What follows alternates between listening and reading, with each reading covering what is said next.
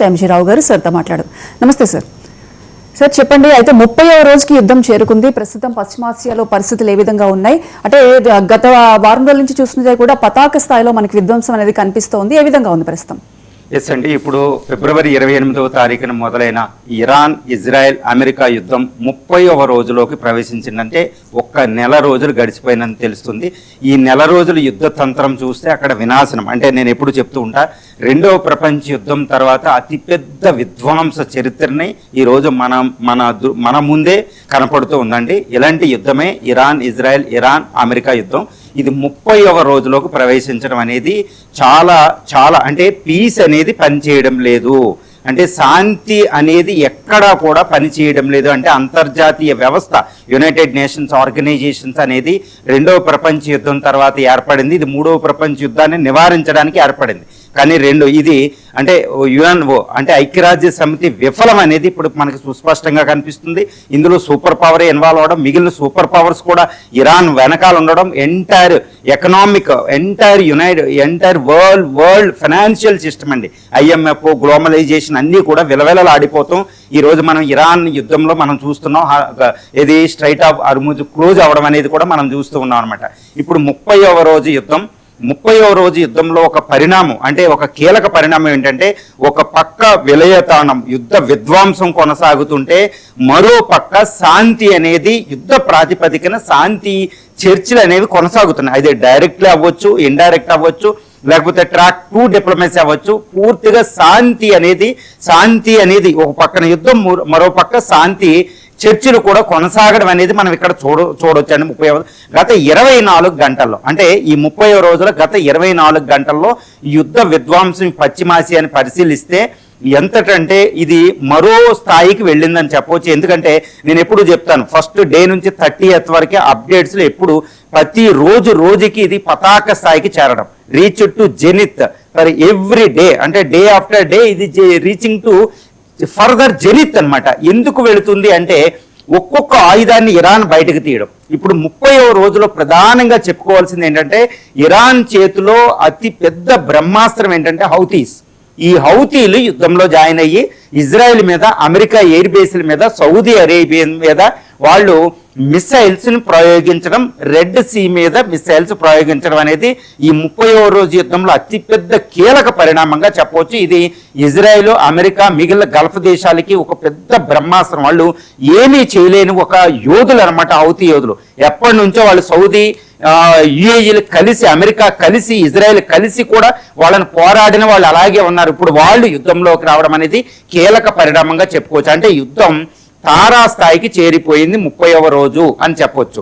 ఇంకొక కీలక పరిణామం ఏంటంటే, ఇరాన్ ఈ 30వ రోజు చూస్తే ఇరాన్ ఏంటంటే ఈ ప్రిన్స్ సుల్తానా అనే ఒక బేస్ ఉంటుంది సౌదీ అరేబియాలో, దాని మీద అటాక్ చేసింది. సుమారు ఏంటంటే ఒక 29 డ్రోన్స్, 15 బాలిస్టిక్ మిసైల్స్ ప్రిన్స్ సుల్తాన్ అటాక్ చేయడం వల్ల అక్కడ 15 మంది అమెరికన్ సైనికులు గాయపడ్డారు, లేదా తీవ్రంగా గాయపడ్డారు, లేదా మరణించారు అనేది మనకి ఇంకా తెలియలేదు. కానీ అక్కడ చాలా ప్రిన్స్ సుల్తాన్ అనేది మంటల్లో ఉంది అనేది మనకు తెలుస్తుంది. అంటే అతిపెద్ద ఈ ఆర్మీ బేస్ అటాక్ గురవడం అనేది, అంటే రియాద్ కూడా, అంటే సౌదీ అరేబియా క్యాపిటల్ కూడా రియాద్ కూడా బాలిస్టిక్ మిసైల్స్ కు గురైందని తెలుస్తుంది. దీన్ని బట్టి ఏంటంటే ఈ సౌదీ అరేబియాలో అమెరికా మోహరించిన థర్డ్ ప్యాట్రియాట్ ఎయిర్ డిఫెన్స్ సిస్టమ్లు ఫెయిల్ అయ్యాయి, రాడార్లు గుర్తించడంలో ఫెయిల్ అయ్యాయి. అంటే ఇరాన్ మిసైల్స్, డ్రోన్లకి తిరుగు లేదు అనేది ఇంకొకసారి ఇది మనకు ప్రూవ్ చేసి చూపిస్తుంది అనమాట. దీంతో పాటు ఇక్కడ UAE మీద, అంటే యునైటెడ్ అరబ్ ఎమిరేట్స్ మీద మళ్ళా తీవ్రమైన అటాక్, ఒక 30 బాలిస్టిక్ మిసైల్స్, 100 డ్రోన్లని ఇరాన్ ప్రయోగించడం తెలుస్తుంది. తర్వాత ఇరాన్ ఏంటంటే ఇజ్రాయిల్ టెల్ అవీవ్ మీద, అక్కడ ముఖ్యంగా చూస్తే అంటే బీర్ షిబా అనే పట్టణం మీద, అక్కడ అణు రియాక్టర్ మీద ఇజ్రాయిల్లో ఈ యొక్క ఇరాన్ మిసైల్స్, డ్రోన్లు వెళ్ళడం చూస్తున్నాం. ఇజ్రాయెల్ అంతా మళ్ళీ సైరన్ల మోత, లక్షలాది మంది పీపుల్ ఇప్పటికీ బంకర్లో ఉండడం అనేది ఇక్కడ కీలక పరిణామంగా చెప్పుకోవచ్చు. ఇక ఇంకొక 30వ రోజు 24 గంటల్లో అతిపెద్ద ప్రకటన ఇజ్రాయెల్ నుంచి వచ్చింది. అదేంటంటే IDF చీఫ్, అంటే ఈ IDF అంటే Israel defence forces lieutenant general army chief నుంచి ఒక కీలకమైన ప్రకటన ఏంటంటే, అక్టోబర్ 2023 నుండి ఇజ్రాయెలీ ఫోర్సెస్ నిత్యం యుద్ధంలో ఉండడం వల్ల ఈ రోజు ఇజ్రాయెల్ సైనిక కొరతను ఎదుర్కొంటుంది. అంటే దీర్ఘకాలికంగా పాటు ఇరాన్తో ఇజ్రాయెల్ పోరాడలేదు, కొలాప్స్ అయిపోయింది అనేది అతిపెద్ద సంచలనమైన న్యూస్గా మనం చెప్పుకోవచ్చు. అంటే ఇజ్రాయెల్ ఆపదలో ఉంది, ఇరాన్ అనేది దీర్ఘకాలం, నేను ఎప్పుడూ చెప్తూ ఉంటాను ఇలా చేస్తే ఇరాన్దే విజయం అంటూ నేను చెప్పాను 30 రోజుల క్రితమే. అదేంటంటే ఇరాన్ ఇటు ఇజ్రాయెల్ అమెరికా నుంచి వచ్చే అటాక్ని తట్టుకుంటూ ప్రతిఘటనని వారాల పాటు 4-5 వారాల పాటు ఇప్పటికి నెల అయిపోయింది, 5 వారాల పాటు నడిచిపోతే దీర్ఘకాలికంగా యుద్ధం ఇరాన్ తట్టుకోగలిగితే ఉండగలిగితే యుద్ధ భూమిలో ఇజ్రాయెల్ అమెరికా ఓటమి అనేది గురవుతుంది అనేది నేను చెప్పడం జరిగింది. ఇప్పుడు ఇరాన్ ఏంటంటే తన యుద్ధ వ్యూహంలో ఇది దీర్ఘకాలికంగా యుద్ధంగా మార్చింది అనమాట. ఎన్ని దెబ్బలు తిన్నా, నాశనం అయిపోయిన అణు రియాక్టర్లు పేలిపోయిన, నేవీ నాశనం అయిపోయిన, ఇప్పుడు ట్రంప్ భాషలో చెప్పాలంటే ఇరానియన్ ఎయిర్ ఫోర్స్ అంతా నాశనం అయిపోయింది, గగనతల రక్షణ వ్యవస్థ అంతా నాశనం అయిపోయింది. కానీ అక్కడ ఈ మిసైల్స్ డ్రోన్ ఫోర్స్ నిలబెట్టుకుంటూ అటాక్ చేయడం వల్ల ఈరోజు ఇజ్రాయెల్ ఆపదను ఎదుర్కొంటుంది, సైనిక కొరత. అమెరికా అంతా వ్యతిరేకత. ఇప్పుడు గత 30వ రోజు 24 గంటల్లో ఇది ఇజ్రాయెల్ నుంచి ఇది ఒక సంచలనమైన ప్రకటన అయితే అది ఇరాన్కి ఎడ్జ్ అవుతుంది. రెండవ ప్రకటన ఏంటంటే యునైటెడ్ స్టేట్స్ ఆఫ్ అమెరికా మొత్తం 50 రాష్ట్రాల్లో వందలాది సిటీల్లో ట్రంప్కి వ్యతిరేకంగా నో కింగ్స్ ప్రొటెస్ట్ జరగడం.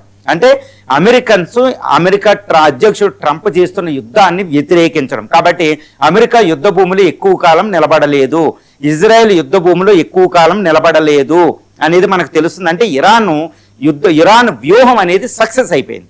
కాబట్టి ఇంకా 2-3 వారాలు కాదు, ఇంకొక 2-3 నెలలు కూడా ఈ ప్రతిఘటన చేసే శక్తి ఇరాన్కి ఉంది అనేది మనకి ఇక్కడ సుస్పష్టమైపోతుంది. ఎందుకంటే కేవలం ఒక హర్మూజ్ స్ట్రైట్ని అమెరికా, ఇజ్రాయెల్ ఇంకా ఒక గల్ఫ్ దేశాలతో కలిసి హర్మూజ్ స్ట్రైట్ ఓపెన్ చేయడానికే కొన్ని వారాల వ్యవధి పడుతుంది అనమాట. ఇంతకాలం ఆ 2 దేశాలు యుద్ధ భూమిలో నిలిచే పరిస్థితి ఇక్కడ లేదు. ఎందుకంటే ఆయా ప్రజలు వ్యతిరేకించడం, రక్షణ forces they are under stress ఉండడం, ఇప్పుడు కాస్ట్లీ వార్ఫేర్ అవ్వడం వల్ల. కాబట్టి ఇరాన్ అనేది 30 రోజుల యుద్ధాన్ని పరిశీలించినట్లయితే ఇరాన్ క్లియర్ కట్గా ఒక పై స్థాయి, ఒక ఎడ్జ్ అనేది సంపాదించింది. అసిమెట్రిక్ వార్ఫేర్ అనే ఒక యుద్ధ తంత్రాన్ని ఉపయోగించనేది ఇక్కడ మనకు తెలిసిపోతుంది.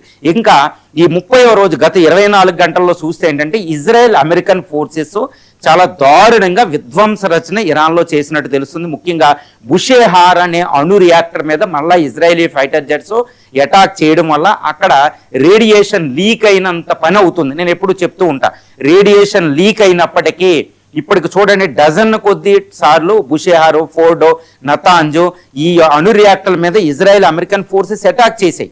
కానీ ఎప్పుడూ కూడా ఇటు ఇరాన్ కానీ, ఇటు అమెరికా, ఇజ్రాయెల్ కానీ, లేకపోతే ఇంటర్నేషనల్ ఎనర్జీ ఏజెన్సీ కానీ ఎవ్వరూ కూడా రేడియేషన్ లీక్ అయ్యిందనే మాట చెప్పడం లేదు.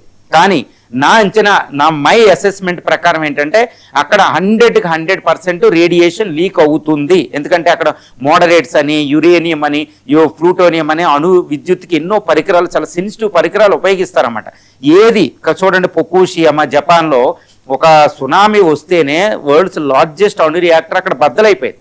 మరి ఇన్ని బాంబర్స్ ఇక్కడ ఇజ్రాయెల్ అయితే తిరుగులేని అస్త్రాలు ఉపయోగించదు. మరి ఇన్ని బంకర్ బరస్ట్ బాంబ్స్ ఉపయోగించినా అక్కడ రేడియేషన్ లీక్ అవ్వలేదనేది అసంభవం అనమాట. రేడియేషన్ లీక్ అయ్యింది. రేడియేషన్ వచ్చినా ఇరానియన్ ప్రజలు భయపడతారని ఇరాన్ చెప్పదు. అదేవిధంగా అమెరికా ఇజ్రాయెల్ మీద ఎక్కడ ఆరోపణలు వస్తాయని వాళ్ళు చెప్పరు. IAEA ఏంటంటే పర్యవేక్షణ మాకు లేదు అని ఒప్పుకోలేక వాళ్ళు కూడా చెప్పరు. కానీ అక్కడ ఇరాన్లో రేడియేషన్ లీక్ అయ్యింది అన్నట్టు ఇక్కడ రష్యా పత్రికల్లో అక్కడక్కడ మనకు కనిపిస్తుంది. అంటే బుషేహారు, నతాంజు, ఫోర్డో ప్రాంతాల్లో, ముఖ్యంగా టెహరాన్ ప్రాంతాల్లో రేడియేషన్ స్థాయి పెరిగి ఉంటుంది. గ్రౌండ్ వాటర్లోనైనా ఎయిర్లోనైనా తెలుస్తుంది. అంటే ఇరాన్ చాలా పెద్ద సంక్షోభంలో అక్కడ ఉంది. ఇదే విధంగా గత 24 గంటల ఇజ్రాయెల్ అమెరికన్ ఫోర్సెస్ కూడా మళ్ళీ ఎయిర్ ఫోర్స్ అనేది ఇక్కడ రాడార్ కేంద్రాల మీద సీక్రెట్ మిసైల్స్, సీక్రెట్ డ్రోన్స్, ముఖ్యంగా టెహరాన్ ప్రాంతాల్లో విచ్చలవిడిగా బాంబింగ్ చేయడం జరిగింది. దీనివల్ల ఎంతో మంది సివిలియన్స్ మళ్ళా చనిపోయారని తెలుస్తుంది. ముఖ్యంగా ఆయిల్ ఇన్ఫ్రా మీదే దాడి పాల్పడుతుంది. ఇక ఈ 30వ రోజు ట్రంప్ యొక్క పిచ్చి పీక్స్కి వెళ్ళిందని చెప్పవచ్చు. ఆయన ఏంటంటే ఒక సంచలనమైన ప్రకటన చేయడం జరిగింది. అదేంటంటే ముస్తాబా కైమోని మరణించారు, ఆయన చనిపోయాడు, ఇప్పుడు అక్కడ నాయకత్వ లోటు ఉంది, కాబట్టి ఇరాన్ ఇంకా ఫైట్ చేయలేదు, యుద్ధంలో విజయం మాదే అన్నట్టు ఆయన చెప్తున్నారు. కానీ ఇరాన్ ప్రతిఘటన చూస్తే అక్కడ నాయకత్వం, ఎంతమంది చనిపోయినా నాయకత్వం ఉంది, ఒక షాడో లీడర్షిప్ అనేది ఉంది అది ఇజ్రాయెల్ అమెరికాకి కూడా అంతుపట్టడం లేదు, అంత డెప్త్గా అక్కడ నాయకత్వం ఉందనేది మనకు తెలుస్తుంది. ఇక రెండోది విషయం ఏంటంటే ఇక్కడ ట్రంప్ మళ్ళా ఇంకా యుద్ధాన్ని అనవసరంగా ఎస్కలేట్ చేసుకోవడం అనేది మనం చూస్తున్నాం. దాన్ని even German president Frederick merge చాలా తీవ్ర పదజాలంతో విమర్శించడం జరిగింది. ఎందుకంటే డొనాల్డ్ ట్రంప్ ఏంటంటే ఒక పక్కన శాంతి కాముకుడు అవడం, నేను శాంతి దూతనైపోతానని ఒక పక్క ప్రకటిస్తుంటే, ఒక పక్కన శాంతి చర్చలు జరుగుతుంటే, మరో పక్క ఆయన తీసుకునే చర్యలన్నీ యుద్ధాన్ని ఎస్కలేట్ చేసేటట్టు, యుద్ధాన్ని ఇంకా పెంపొందించేటట్టే ఉన్నాయని జర్మన్ ఛాన్సలరే డైరెక్ట్గా ఇక్కడ విమర్శించడం అని తెలుస్తున్నాం. ఇప్పటికే స్పెయిన్ వ్యతిరేకిస్తుంది, నాటో దేశాలు కూడా వ్యతిరేకిస్తున్నాయి. పీస్ డిస్కషన్ ఒక పక్కన జరుగుతున్నప్పుడు కూడా ట్రంప్ గ్రౌండ్ అటాక్స్కి ప్రిపేర్ అవడం, ఈయన గ్రౌండ్ అటాక్స్కి ప్రిపేర్ అయ్యే విధంగా అక్కడ ట్రిపోలి, అదేవిధంగా యాంపీబిఎస్ షిప్స్ని అక్కడ మోహరించడం, ఒక 7,000 మంది మెరైన్స్ని అక్కడ మోహరించడం, మెర్జో, కేష్మ్ లాంటి, తర్వాత హర్మూజు, లారా లాంటి ఐలాండ్ ఆక్యుపై చేయడానికి ఆయన చేసే ప్రయత్నాలన్నీ ఇరాన్ చూస్తుంది. దీనివల్ల ఒక పక్కన శాంతి చర్చలు జరుగుతున్న ఇరాన్ ఏ విషయంలో కూడా ట్రంప్ని నమ్మడం లేదు. ఎందుకంటే ఈ 2025-26 గత 8 నెలల్లోనే 2 సార్లు ఇరాన్ మీద అటాక్ చేయడం జరిగింది, ఎంతో మంది నేతలను చంపడం జరిగింది. కాబట్టి ట్రంప్ని ఎట్టి పరిస్థితుల్లో ఇరాన్ నమ్మడం లేదు. కాబట్టి ఈ శాంతి చర్చలు డీరైల్ అవ్వబోతున్నాయి అనేది తెలుస్తుంది. తర్వాత ఈ 30వ రోజు 24 గంటల్లో చూస్తే శాంతి చర్చలకు సంబంధించి, అంటే as far as the peace discussions related to this war is concern, ఈ పాకిస్తాన్ ప్రధానంగా ఏంటంటే ఈజిప్టు, టర్కీ, సౌదీ అరేబియాలతో పాటు ఇరానియన్ అఫీషియల్స్ ఒక పీస్ మీటింగ్ అరేంజ్ చేస్తున్నట్టు తెలుస్తుంది. తర్వాత పాకిస్తాన్ చాలా కీలక పాత్ర పోషిస్తుంది. ఈవెన్ ఇండియన్ ప్రైమ్ మినిస్టర్ కూడా ఈ సౌదీ అరేబియా ప్రిన్స్తో, ఎంబీఎస్తో, మహమ్మద్ బిన్ సల్మాన్తో మాట్లాడినట్టు తెలుస్తుంది. సో ఇవి పీస్ డిస్కషన్ అనేది ఇంకా మనకు తెలియని రిపోర్ట్లు కూడా చాలా ఉన్నాయి. పీస్ డిస్కషన్ చాలా యుద్ధ ప్రాతిపదికన అక్కడ కొనసాగుతుందని తెలుస్తుంది. Even US vice president JD Vance ఈ నెతన్యాహుని చీడ్ చేయడం, తిట్టడం, తర్వాత జేడీ వ్యాన్స్ రంగంలో దిగాడంటే యుద్ధం ఆగుతుందనేది ఒక హోప్ అమెరికన్స్లో ప్రపంచవ్యాప్తంగా వచ్చింది. ఎందుకంటే యుద్ధం మొదలైనప్పటి నుంచి ట్రంప్ని వ్యతిరేకిస్తున్న, అమెరికన్ క్యాబినెట్లో వ్యతిరేకిస్తున్న శక్తివంతమైన పర్సన్ ఎవరంటే జేడీ వ్యాన్స్. ఈయన్నే మాకు యుద్ధ దూతగా పంపండి డిస్కషన్ కంటూ ఇరాన్ అడగడం, ఇప్పుడు జేడీ వ్యాన్స్ రంగంలో దిగడం, ఇజ్రాయెల్తో మాట్లాడడం, అందరితో మాట్లాడడం జరుగుతుంది. జేడీ వ్యాన్స్ ఏంటంటే దీర్ఘకాలిక యుద్ధం వద్దు అని ఫస్ట్ నుంచి విమర్శిస్తున్నాడు. కాబట్టి ఈయన వస్తున్నాడు అంటే అమెరికా ఇంకా శాంతి చర్చల వైపు వెళుతుంది అని తెలుస్తుంది. ట్రంప్ కూడా వ్యతిరేకత రావడం వల్ల, జేడీ వ్యాన్స్కి రిపబ్లికన్ పార్టీ సపోర్ట్ ఉండడం వల్ల, అమెరికన్ సపోర్ట్ ఉండడం వల్ల ఈయన మాటకి చెల్లుబాటు అవుతుంది జేడీ వ్యాన్స్ అనేది తెలుస్తుంది. కాబట్టి ఈ 30వ రోజు యుద్ధం చూస్తే తారాస్థాయికి యుద్ధం చేరడం, ఇక యుద్ధ విలయం కొనసాగడం, ట్రంప్ మనస్తత్వం మార్చుకోకపోవడం, ట్రంప్ ఇంకా గ్రౌండ్ అటాక్స్ ప్రిపేర్ అవ్వడం, ఇరాన్ దాన్ని ఎదుర్కోవడానికి కావాల్సిన అన్ని చర్యలు 1 మిలియన్ ఫోర్స్ని రెడీ చేసుకోవడం, తర్వాత హర్మూజ్ స్ట్రైట్ మీద గ్రిప్ పెంచుకోవడం, ఇవి చేస్తూ ఉంటే మరో పక్క ఇంకొక పార్శ్వంలో మనకి ఏంటంటే శాంతి చర్చలు జరగడం అనేది ఒక రే ఆఫ్ హోప్ అనేది క్రియేట్ చేస్తుందని తెలుస్తుంది. ఈ 30 రోజుల యుద్ధాన్ని మనం మొత్తం కూలంకషంగా పరిశీలించినట్లయితే ఇప్పటికీ ఇరాన్ ఎన్ని దెబ్బలు తిన్నా తన చరిత్రలోనే అత్యంత వినాశనాన్ని చూస్తున్నప్పటికీ, ఎంతో వేల మంది చనిపోతున్నప్పటికీ, నాయకులు చనిపోతున్నప్పటికీ తను ప్రతిఘటించే శక్తిని, అంటే అసిమెట్రిక్ వార్ఫేర్ ద్వారా జోగ్రఫీని ఆసరాగా చేసుకుని ప్రతిఘటించే శక్తిని మాత్రం అలా కాపాడుకోవడం అనేది ఈ రోజు 30వ రోజు యుద్ధానికి చివరికి ఈ యొక్క స్థాయిలో ఈ యుద్ధంలో పై స్థాయి ఎవరిదని నన్ను అడిగితే మాత్రం నేను క్లియర్గా చెప్తానండి, ఇరాన్ ఈజ్ ఆన్ ఎడ్జ్, ఇప్పటికీ ఎడ్జ్లో ఉంది. కాబట్టి అమెరికా ఇజ్రాయెల్తో అది కూడా సమస్థాయిలో డిస్కషన్ చేసి శక్తిని సంపాదించుకుని అలా ఉందనేది తెలుస్తుంది. రైట్ సార్, అయితే మీరు చెప్పినట్లుగా ఇరాన్కి కనుక హౌతీలు సపోర్ట్ ఇచ్చి యుద్ధం